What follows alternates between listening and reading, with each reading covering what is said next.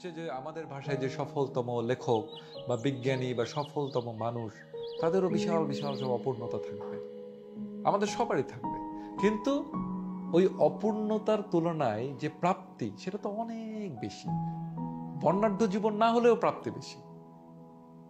আজকে সকালবেলা ঘুম থেকে ওঠার পরে আমি যে বাড়িতে ছিলাম, ওখানে দেখি একটা কাঠগোলাপের গাছে একটা পুরুষ দোয়েল পাখি এসে বসলো। চকচকে কালো, কারণ তখন কুয়াশা পড়েছে, তার এসে ভিজে আছে, নিচে সাদা ডানা। ওটাকে দেখে আমার মনে পড়লো জীবনানন্দের সেই কবিতাটা, কতদিন দেখিনি ভোরের দোয়েল পাখি। সাথে সাথে আমার মনে হলো আমার দিনটা তো পুরো সাকসেস হয়ে গেল। এই যে আমি ডানে তাকিয়ে একটা দোয়েল পাখি দেখলাম। পৃথিবীর কয়জন মানুষ ঘুম ভাঙার পর একটা দোয়েল পাখি দেখতে পারে? না, কোনো মানুষ না দেখলেও আমার সমস্যা নেই, কিন্তু আমি আমার কথা বলছি। আমি জীবনের কয়টা দিন ঘুম ভাঙার পরে এরকম একটা চকচকে কুয়াশা ভেজে দোয়েল দেখেছি, বা আজকের মতো কুয়াশা দেখেছি? অনেকেই যেমন আমাকে বলে, ভাই পৃথিবী দেখলেন? না, মোটেও দেখিনি। পৃথিবী কি দেখা যায়? এত বড়, হ্যাঁ দেশ গোনা যায়, আমি এত দেশে গেছি, তাতে কি?